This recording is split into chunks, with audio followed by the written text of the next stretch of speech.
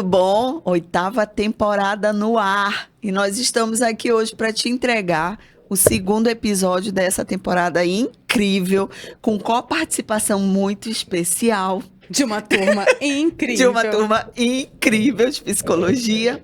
E nós estamos aqui hoje para finalizar o nosso 2º episódio da 8ª temporada. Então, esse é a parte 2. 822. Lembra do negócio da astrologia, da numerologia? É isso. Eu não entendo nada, mas se você entender, você vai saber do que eu tô falando.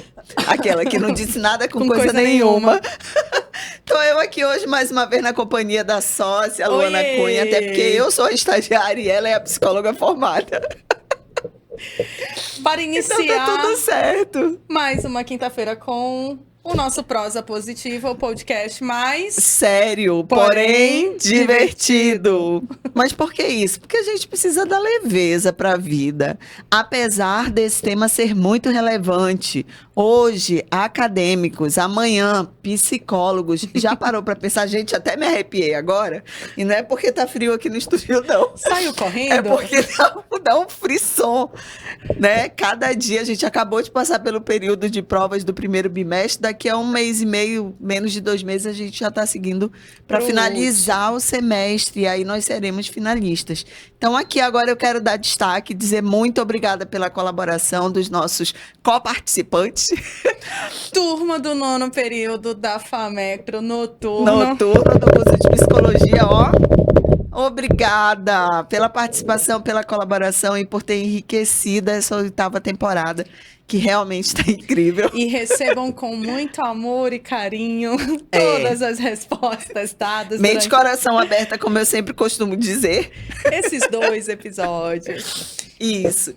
E para a gente seguir agora para o nosso último bloco dessa temporada aí, a gente está trazendo, eu vou trazer agora sim, que no outro eu disse que eu ia trazer, mas não trouxe, enganei vocês, mas agora eu vou trazer uma questão mais técnica, né? São as últimas contribuições que a gente tem aqui da Giovana, que inclusive foi ex-parceira de trabalho nosso na Perma. Beijo, Gil. E mais uma questãozinha que a Juliana Alexandra, minha colega de best aí da turma, também trouxe pra gente. Eu vou falar das questões aqui, a Lu vai fazer um apanhado geral, porque eu acho que ela tem uma dica aí importante para compartilhar com a gente. Então, a Giovana colocou o seguinte: até que momento nós, psicólogos, podemos ter vínculo com os nossos pacientes fora do setting terapêutico? Para quem não é da psicologia necessariamente, me desculpe, eu acabei não dando as boas-vindas para quem está passando por aqui pela primeira vez. Esse é o Prosa Positiva. Nos segue e acompanha nas redes sociais no @perma.com e no YouTube e no Spotify você nos encontra no @prosa positiva. Aproveita aí os feriados, as folgas e os fins de semana e maratona, porque você vai entender do que a gente está falando. Exatamente. Tá, então a gente falou de setting terapêutico também em algum momento nessa temporada, que foi no episódio 1. A Giovana também colocou assim: por que não podemos atender amigos, parentes ou familiares? Interessante. E a Ju trouxe pra gente a seguinte questão: como se preparar para atendimentos mais emergenciais, como estupro, suicídio, calamidades, né? Coisas assim que são impactantes na vida humana, entre outras necessidades. Tá bom, então bora lá. Vamos. Começar ali com as perguntas da Giovana, Gil, né? Que é onde começa e aonde termina a minha interação, né, com os pacientes. Até onde a gente pode ir com esse vínculo, né? E a outra pergunta dela é por que eu não posso atender pessoas próximas, família, amigos, parentes. Então, a prática da psicologia clínica, ela faz com que a pessoa que esteja te buscando, esteja te procurando, ela te entregue as maiores fragilidades que ela tem, né? Então, de novo, a gente falou nos outros episódios, quando um paciente ou um cliente procura uma terapia, é porque ele está em sofrimento. E lembrando que a gente não consegue abrir e fechar caixas na nossa mente com tanta... tão robotizado como se imaginava no passado, né? Agora eu sou o profissional, agora eu sou o pessoal. Lidar com esses conteúdos de pessoas que estão no teu convívio próximo, né, que estão com você no dia a dia, que conhecem você em outros ambientes, em outros momentos de uma forma muito mais íntima, compromete o processo. Primeiro porque imagina, vamos lá, vou atender minha mãe, uma das pessoas que eu mais amo. A dor dela compromete a minha emoção, compromete o meu sentimento, compromete aquilo que eu penso. Eu posso fazer parte de uma dor dela.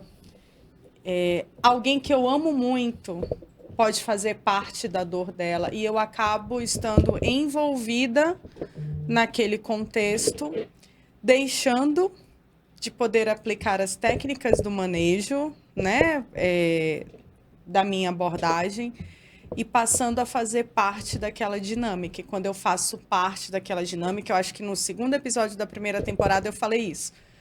Quando eu começo a me colocar naquele contexto, deixa de ser sobre o paciente, passa a ser sobre mim. Quando passa a ser sobre mim, eu deixo de usar o meu manejo, deixo de usar minhas ferramentas para apoiá-lo. Por isso que exclui-se a possibilidade de você atender pessoas muito próximas. E tem um ditado popular que diz assim, ó, casa de ferreiro, espeto de pau. Quem é psicólogo, quem é estudante de psicologia, vai enxergar dentro da sua dinâmica familiar, dentro do seu ciclo social, alguns comportamentos e alguns padrões que não tem como você não ver, tá? Não tem como você deixar de ver. Mas não importa o que você diga, o que você fale. Como você faz parte daquele contexto, a tua atuação, ela é mínima naquele cenário. Realmente precisa vir alguém de fora que o outro julgue e entenda que não está favorecendo um ou outro, para que o indivíduo possa entender e reorganizar aquela dinâmica. Aí, às vezes, tem assim, Lu, eu conheci a pessoa ali, me apresentaram ela, agora eu não posso mais atender? Não tem nada a ver com isso. Né? Porque, às vezes, é assim, esse aqui é meu amigo, ele vai te procurar para... Ok, você tem intimidade, você faz parte da história daquela pessoa, você está no dia a dia e na rotina dela? Não estou. Ok, você pode fazer o atendimento, porque não tem conteúdos seus que vão se misturar com o conteúdo daquele paciente.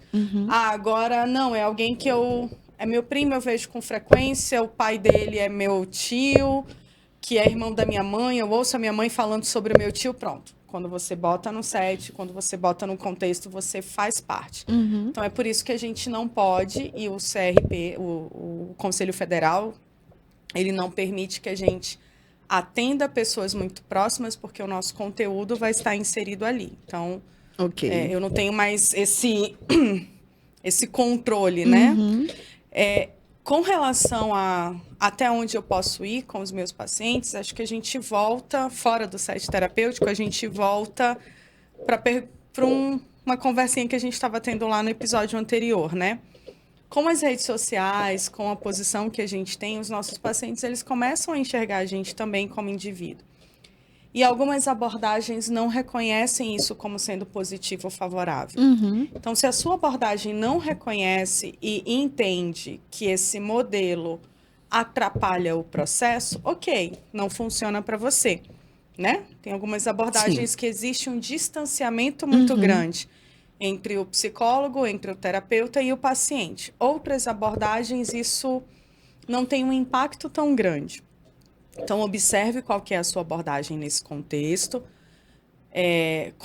Leve em consideração alguns pontos que a gente falou empresariais, né, que tratam sobre o teu posicionamento, a tua fala ou a tua proximidade e conexão com esse público. Mas, no geral, e dentro da nossa abordagem, os pacientes... Eu tenho muitos pacientes que me seguem no Instagram. Inclusive, me mandam e continuem mandando, porque eu adoro. Me mandam um monte de DMs, me mandam no privado, um monte de coisinhas que eles vão achando na internet que representam o momento deles ou que representam alguma coisa que a gente conversou. Às vezes representa a própria relação, né? Que ele reconhece o valor ou, enfim, quer dar ênfase em alguma coisa ali. Tem um conteúdo que você pode explorar ali. Até tem um conteúdo, conhecendo o teu paciente, você sabe que ele pode ter associado alguma fala tua clínica, você sabe que ele está passando por algum desafio naquele momento. Mas não Isso. dá pra gente psicanalizar tudo. Acreditar que Senão tudo... também a gente não vai fazer outra coisa na vida. Então, eu tenho muitos pacientes que me seguem nas redes sociais, que me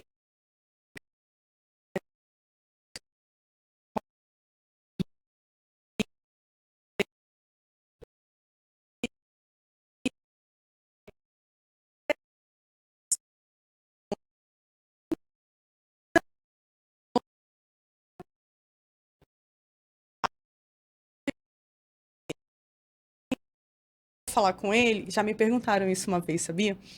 Lu, encontrei meu paciente no supermercado. Cumprimento ou não? Cumprimento ou não? Olha o que ele vai fazer. Ele vai, se você ouviu e você está no campo de visão dele, ele também está te vendo. Veja o quão confortável ele fica. Eu já encontrei um paciente no supermercado que ele fingiu que não me viu. Tudo bem. Tá tudo bem, eu passei. Então, lembrem, vá arrumado para o supermercado.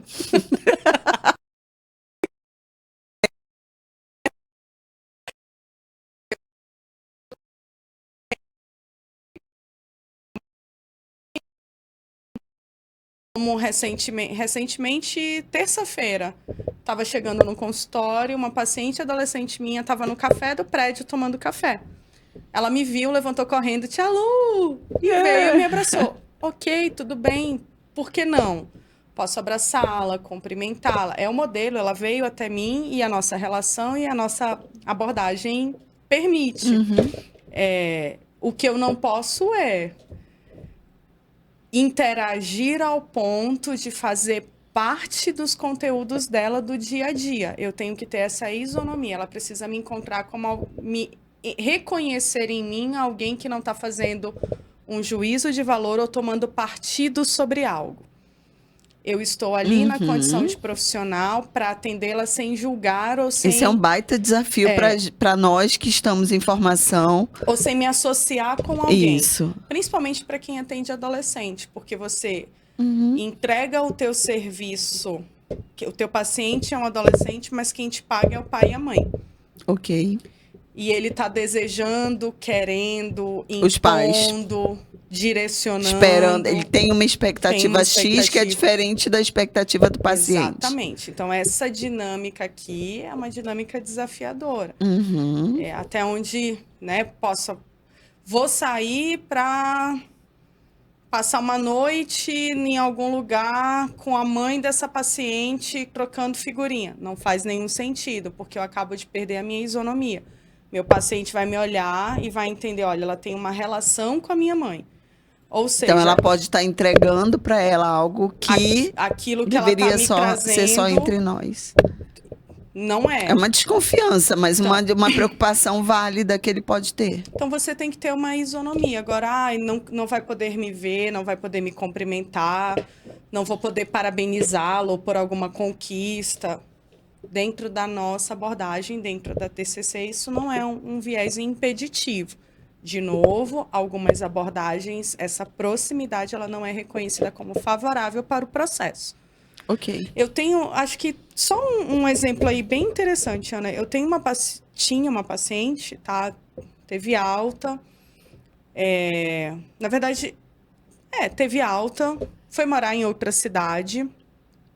É uma paciente que gosta do presencial. Em outra cidade, ela se conectou com outro psicólogo. Óbvio, foi buscar um outro psicólogo.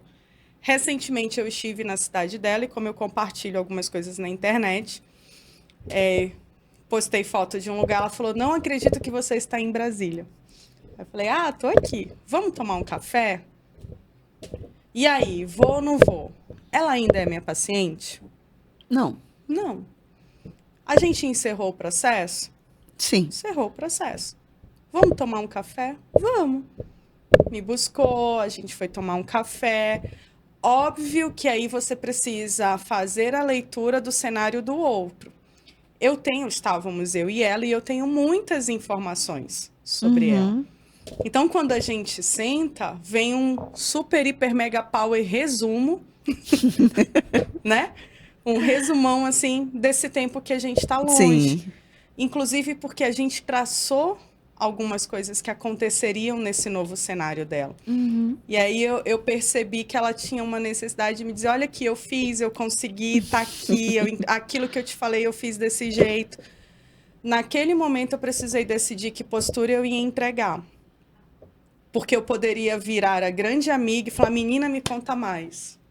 Ou eu poderia assumir uma posição de quem está acolhendo tudo aquilo, entendendo que ela tem um novo profissional, que está acompanhando e não emitindo a minha opinião sobre o que ela estava me falando. Então, eu lembro e eu me percebo falando para ela algumas vezes assim, caramba, que legal. Então, aí eu tô vendo isso, a minha psicóloga fala desse jeito, até esperando que eu dissesse o que eu achava. Cara, que incrível, que bom que você conectou com ela. Interessante a forma como vocês estão conduzindo. Para não desfazer, porque fica dúvida, né? Quem que é minha psicóloga? A que foi ou a que eu tô? Então, o manejo, a prática, o dia a dia da clínica, ele vai te dando essas sacadas para você saber até onde você vai. Com aqueles que você encerrou o processo, com aqueles que um dia podem voltar. Sim. Para você, porque depois que eu conectasse ali, ela não poderia mais voltar. A gente fez de um jeito que, sei lá, daqui a uns 4 a 5 anos, não faço parte da vida dela, não tô lá todos os dias. Se entender que faz sentido, ela consegue voltar. Não mantém uma rotina diária, eita, tudo bem, fez aquilo, não fez? Então, ter essa isonomia, ela é importante, mas entender a sua abordagem e sempre ligar esse botão quando você estiver falando sobre os seus pacientes. Você vai sempre ser uma figura de autoridade, de como eu me coloco, de como eu me posiciono, é importante. Interessante. E aí, A Ju fala sobre manejo de situações de crises emergenciais. Pronto. Que eu quero ligar. A gente já falou disso, mas que eu acho que tem a ver, e aí você me diz se eu estou certa ou não. Né? Uma última perguntinha aqui, né? De quais são as principais habilidades e qualidades que um psicólogo clínico deve desenvolver para ser bem-sucedido na carreira? Mas, ok, voltando a atenção para a questão da Juliana. Ju, o que eu posso te dizer? Existem muitas abordagens dentro da psicologia que ajudam a gente a tratar esses temas que a gente costuma nomear de urgência e emergência. Então, assim, tem uma diferença muito grande de você estar num set terapêutico com um paciente deprimido, aonde você, na evolução do caso, percebe que há tendência a atentar contra a sua vida.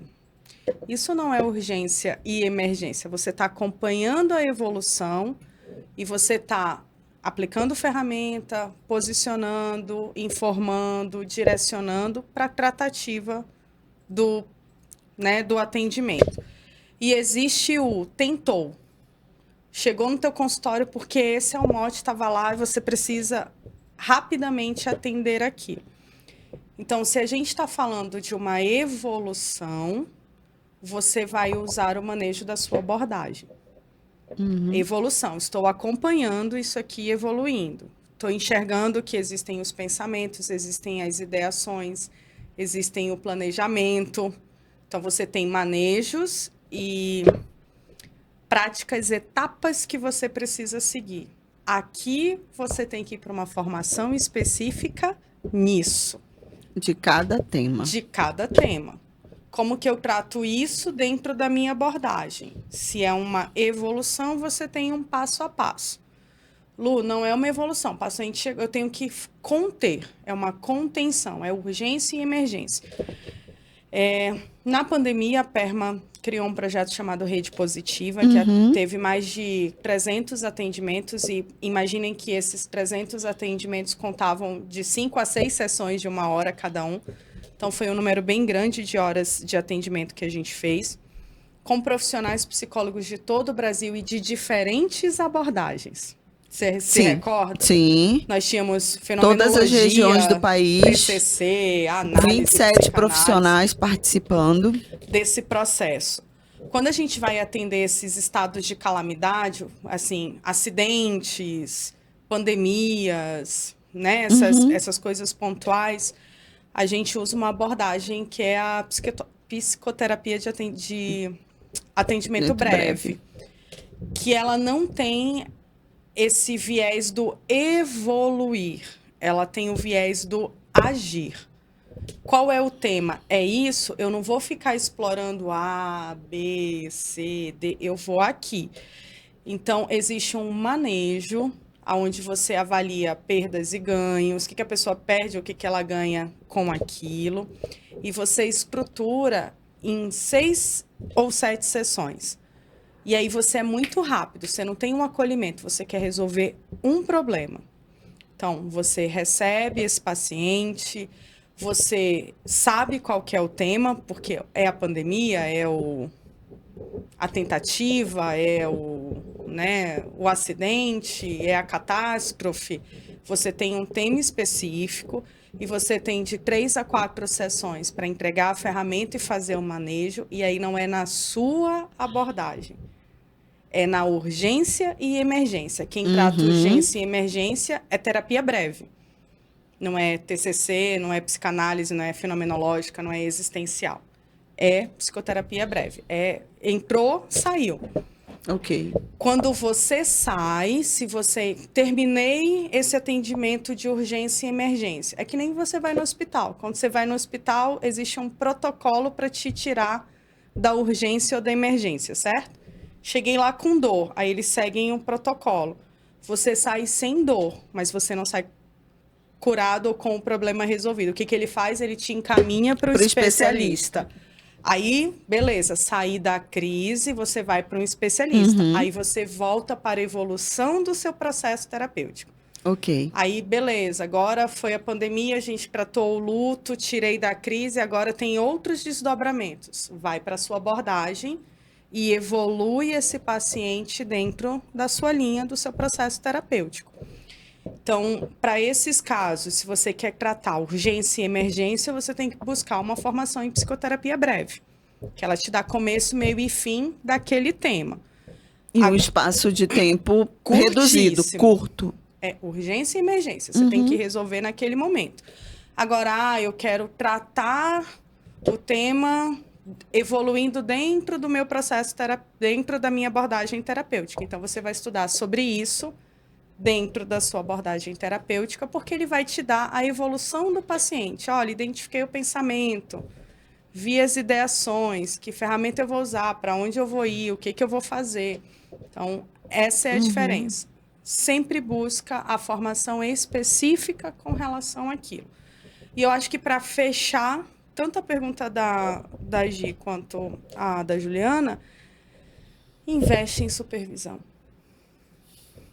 Sim, não fica patinando. Porque tudo isso envolve competência, não envolve só o saber técnico. Fui ali e li um livro a respeito. Ou quero entender sobre catástrofe e vou fazer a formação em catástrofe.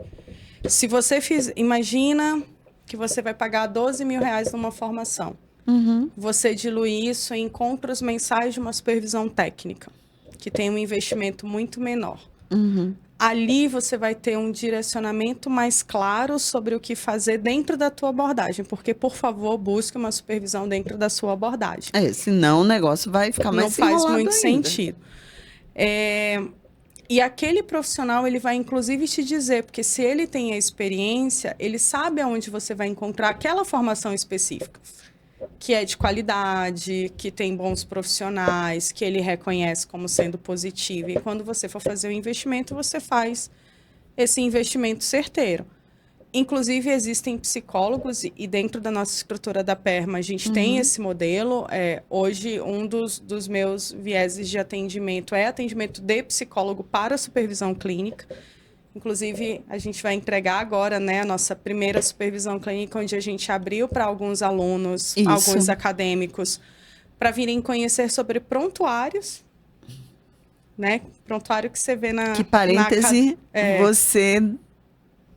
Depois, se alguém desse grupo não é aqui... que você não vê, mas a gente só passa por cima, assim. Ah, mas isso você tinha que ter aprendido na universidade. Não, você tem que Não, aprender fora dela. tem que aprender fazendo mesmo. Com quem faz todos os dias, com quem Exatamente. evolui 5, 10, 15, 20 pacientes.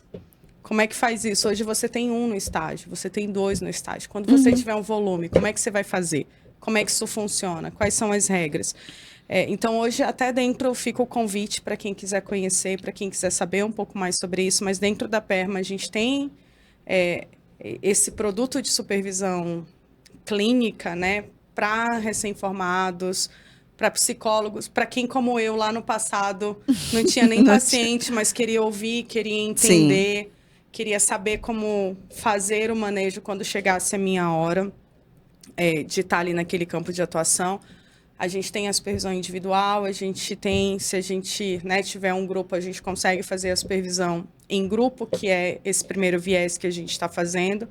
E a gente vai começar a trazer alguns treinamentos, então fiquem ligados, inclusive, Isso. Lá na Perma, nas redes sociais, a gente vai começar a trazer alguns treinamentos mais específicos e práticos nesse sentido.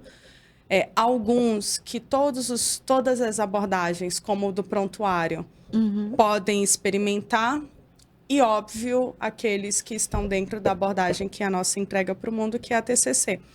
Então, se você um amante ou está flertando ali com a TCC, fica o convite para você conhecer a nossa prática. Sim. A gente trabalha fortemente na nossa educação, na nossa formação, nosso valor de integridade e ética com relação a isso é muito alto. A nossa qualidade na entrega daquilo que a gente faz e o respeito com as pessoas que estão com a gente, ele é muito grande. Então, se você quiser conhecer ou fazer parte, fica o convite de conhecer esse serviço, esse produto aí dentro da Perma. É isso, né? Olha, e mais tempo se tivesse para a gente tentar esgotar aqui as dúvidas que o pessoal lá da colegas de turma trouxeram. Mais uma vez, o nosso muito obrigada pela participação. Obrigada, sócia, por você também se dispor a nos apoiar com essa demanda, porque realmente são questões importantes e eu tenho certeza que aqui, com essa temporada, a gente pôde deixar uma contribuição significativa. Mais uma vez, não só para quem está caminhando para formar, mas para quem já atua, para quem está recém-formado e para quem está ali no início da formação ou avaliando a possibilidade de fazer esse curso.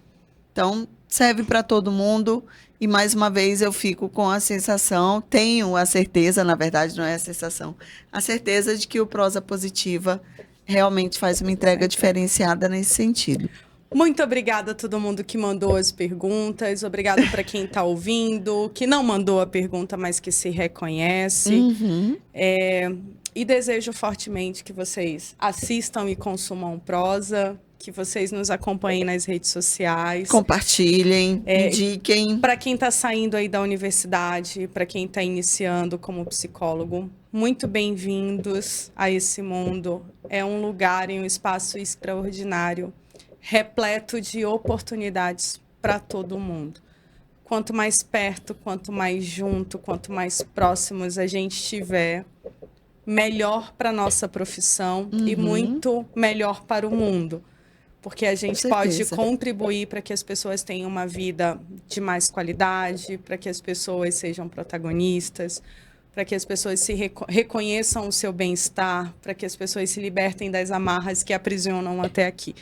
Esse é o nosso papel como psicólogo. Então, desejo que vocês cumpram esse papel com muita ética, com muito amor, com muito profissionalismo e com muito conhecimento técnico. Não vai aonde você acredita que não pode, porque do outro lado tem uma vida que confia em você. Né? A gente tem o poder de transformar ou de destruir a vida de uma pessoa. E que a gente seja esse agente de transformação, né? Que a gente possa influenciar positivamente sempre. Até o próximo episódio com outras a próxima pessoas. Temporada. Não, a gente tem o terceiro e quarto episódio da 8ª temporada, bem lembrado, mas aí a gente traz novidades também com outras participações. A gente aguarda aí, hein? Não esquece não, toda quinta Prosa Positiva para você. Beijo grande. Beijo.